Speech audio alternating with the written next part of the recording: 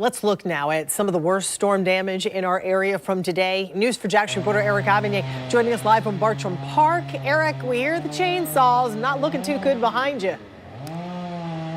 Yeah, right now we're in the Greenbrier subdivision of Bartram Park, where as you would speak right now, their crews are using a winch that is attached to this large, I believe it's a Humvee or just a large vehicle, and they're using it to pull this tree off of this house. If we can go in a little bit closer here, I'll show you what's going on. At some point during the storm, this tree appears to have fallen toward the house. We don't know how much damage there is toward the house, but as you can see, whoever was living there obviously cannot pull into their driveway and can't pull out. So there's a lot of this going on. Crews are trying to take this tree apart piece by piece. I'll bring you down this way some more here. As you can see, this is more stuff that is down here. Look at this. We even have a post light that was blown down in the wind here.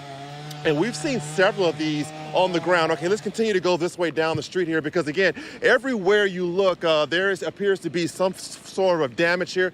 Right here to my right, there is a big branch that have come off of this tree, and we can see where it's hanging over onto the sidewalk there. More branches here to my left. And take a look over here. I want to bring you over here because there are some interesting things happening. Like right now, we've got a worker here who's taking care of this tree. We're looking at this is a tree that looks like it's actually been uprooted. In fact, Victor, if we can come around this way, I want to show our viewers this.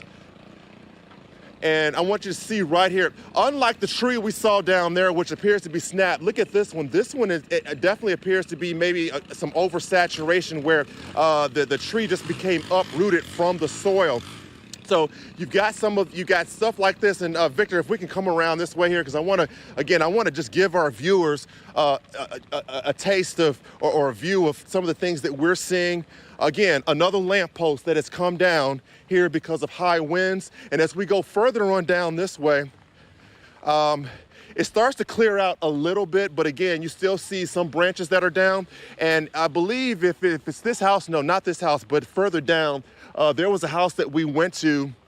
I can't find it right now, but there was a house that we went to earlier where we spoke with the owner. She says that right after there was a tornado warning, she and her dog, they went into the bathroom to retreat, to take cover. She says moments later, while they were in the bathroom, they could hear the front door, which is a glass door, the wind just shattered that entire door. We saw some of the pictures. There was glass everywhere, all throughout the house. All of our pictures that were on the wall, the winds just took all of that completely off.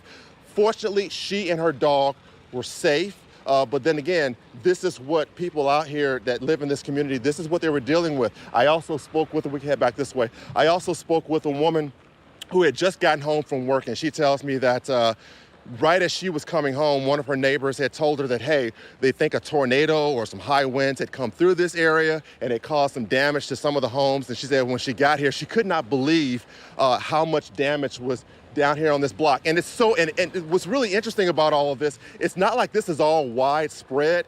It's just when you come into this community, it's a gated community.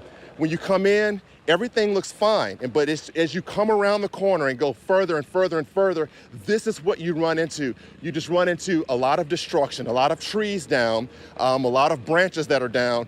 You don't really see a lot of property damage, but then again, it's still dark out here, so it's hard to determine how much of this property has actually been damaged. I will say one thing which is really interesting about all this, despite how bad all of this looks, what's really interesting is that none of these people lost their electricity. So that is a saving grace for a lot of these folks that are dealing with this. They at least still have their lights on. They have, the temperatures are starting to drop down into the 50s. So they have access to air conditioning, warm air, and things of that nature. But again, right here, this appears to be the worst part that we've seen so far. Again, this tree, it looks like it's been snapped nearly at the base right there. There's some dark marks on the inside. Not sure if that is from a lightning bolt or what, but that is something that we picked up on, those dark marks that are in the bark there. And again, if we pan up a little bit, you'll see where part of that tree, when we got here, was still sitting on the front of that house. Within the last 10 to 15 minutes, we saw, if we can bring the camera over this way here, we saw, as you can see, this tether line right here. They would use this tether line. It was attached